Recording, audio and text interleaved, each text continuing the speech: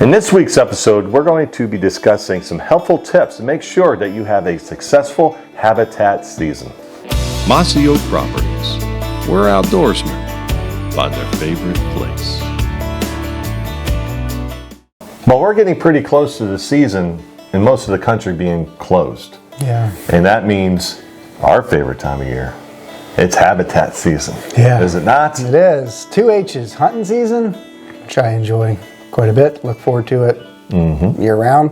It's a good thing about this lifestyle. There's always something to do and always something to look forward to and always something to reflect back on and be thankful for. As we transition from hunting season, it's the other H season, which as I get older, to the ripe age of 34, I enjoy, I think, honestly, more than hunting season. And that is habitat season, which is knocking on the door right around the corner. Yeah. And there's so much to go over when it comes to the habitat work, which we will hear in future videos. But hopefully we're going to be discussing things or remind you to do certain things in order so that way you can have a successful food plot, chainsaw, what's it called? TSI, yeah, all that stuff.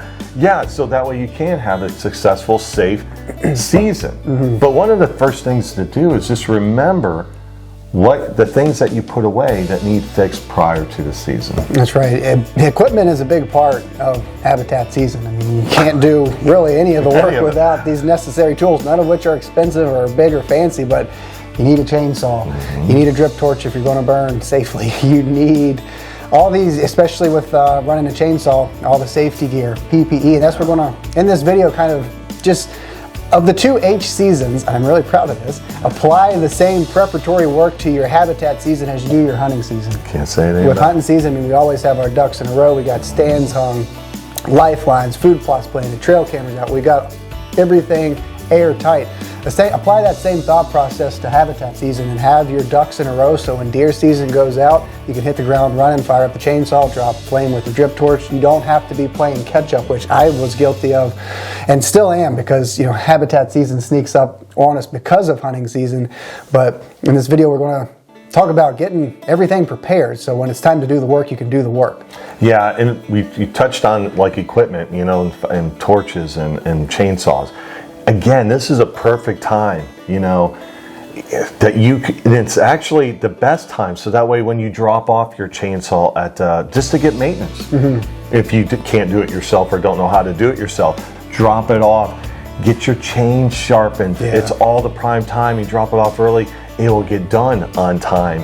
It's because we're weeks away from starting to cut trees down for wildlife. Right. You know, again, things that we put away in end of August and September because you just didn't have the time or the weather was rushing you. You backed the no-till drill back up into the barn or the spreader without cleaning the fertilizer spreader out correctly, and it's going to be all gummed up.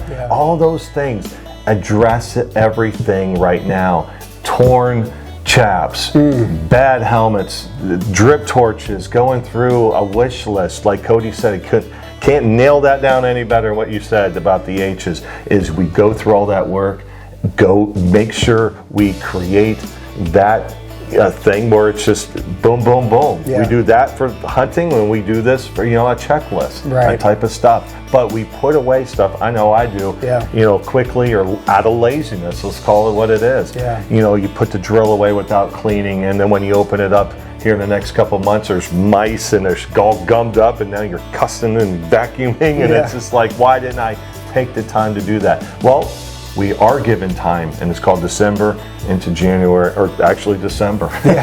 Really, to get things prepped. Yeah, I know for chainsaws, for me, like you said, if you don't know how to do it yourself, go ahead and drop it off at a dealer or a small engine shop who can service it, maintenance. Get the chain being sharpened is the main thing. Have the chain on the bar sharpened. Go ahead and pick you up an extra chain. Heaven forbid that one goes dull, you run into the ground, you hit a rock, you can swap them off, you don't have to wait. I know for me, last year, I let my saw sit all spring, summer, fall, I went to start it up and it would putter and it would just die. And I needed a new air filter, easy fix, but I didn't have any new air filters, so I had to go on Amazon, order new air filters, which took a week to get here. And I was Look at just the time lost. exactly, I was biting at the bit, so excited to get out there, and all it needed was a new air filter. But because I didn't do the prep work, I had to wait, an extra week, which in the big picture isn't anything, but had I had my ducks in a row and was prepared, I could have hit the ground running and gotten a lot more work done. Yeah, and let's continue about the chainsaw, since it is almost to the season. A lot of us that don't use the chainsaws on a regular basis use sometimes the certain fuel that comes already pre-mixed. Right. That's not good on chainsaws if you're not using them all the time. Yeah. So, but same goes to people that do the mix and you're not using those chainsaws all the time. You might have some carburetor problems. Look at me, I'm a mechanic too. But it's like, where did that come from? But anyway, so yeah, I mean, there's so much that little things like that, not putting away if you don't use your chainsaws on a regular basis, which a lot of people don't. Right. And stuff like that, getting it out, put the new in, taking it to the thing, starting it. How about we try starting it? Yeah. Cody mentioned the chainsaw, the blades. You can't have enough blades.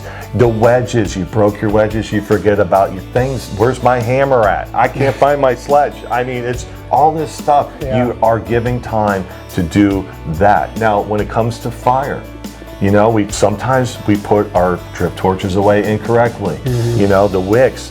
Did you order wicks? I'll get the wicks next year. Well, you call Forestry Supply or the other people that have those. Guess what? They're back ordered. Now what are you going to do? Right. I mean, it's just now is the time to get online. Cyber Monday, right? Yeah. But no, there's stuff like that when it comes to even controlled burning. Expect the worst, kind of, because of sure. the way things are with the shipping and all that stuff, and people might not have it. Might be back ordered. Might be not enough of them. Helmets, the right PPE that Cody and I always talk about burning.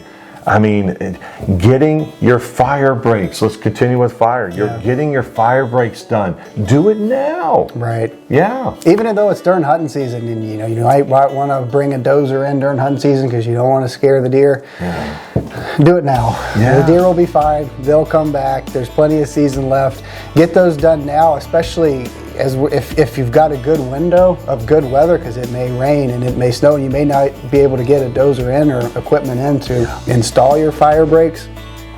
Get it done while you can. Get your burn plans done. Talk to neighbors. Let them know that you're going to be burning. Talk to foresters. Line up some help. More help, as we've mentioned, when you're doing burns, the better. Start making some calls. So fire is so weather dependent, as we've talked about, and so oftentimes you have such a small window. When you have that window to burn, you don't want that window to be taken up by calling neighbors or lining up help or installing fire breaks. All that should be taken care of now while you've got time, even though it's during hunting season. Get that dozer in there, install those fire breaks, whatever you got to do, run discs around. Yeah. So your when you do have that grasses. window, you're doing burning Take instead of advantage getting of a dozer in there. Right, Yeah, absolutely. Right? Yeah, and let's kind of switch gears to food plots. We kind of briefly talked about our broadcast seeders. You're not cleaning them out like we should have. Or there's still seed in there. It might be gunned up. The PTO shaft, depending on what kind of ATV spreader or a tractor 3-point has the PTO shaft. There's something wrong with that. Make sure you grease all that stuff up. Yeah. In parts, again, that's even harder to get parts for that stuff. Right. Again, your no-till drills, your disc. Do you need new blades? Remind yourself, sit down and like, hey, did that work? Did that not work? Just the equipment overall maintenance. Do I need, coulters? All that stuff. Hitch pins. Right. How many times have I done, where's all my hitch pins? So just all that stuff. Starting it up, going through, making sure the hydraulic, all that stuff. If you have all that equipment, basically just going through a checklist of farming equipment and just getting it done. One thing too I kind of left out, and especially being December time period, is that did you put away your sprayer correctly? Because up here in the Midwest, if you did not drain it, you're going to go come March and start spraying and everything's cracked because water froze in it. For sure. Yeah, food plots are in the back of our minds right now. We're either in hunting season or habitat season, and with habitat right now we're thinking chainsaws and TSI or fire and burning, but again, the theme of this whole video is being prepared and taking care of what you can now so you don't have to worry about it in the future. And food plots, again, weather dependent. You got rain coming, you don't want to get the sprayer not working. Seed, herbicide, and especially, and that can apply to our TSI work now, go through your barn, your storage, wherever you keep your herbicides, and take an inventory, because with shipping and some are limited quantities are usually available, especially this time of year. If you don't want to be on a habitat weekend and you need some triclopyr or imazapyr or whatever the case may be, and you're out, order the herbicide so you can hit the ground running when the time comes. Yeah, you said order the herbicide. And that's one thing that I fail at from time to time is pre-ordering stuff. Yeah.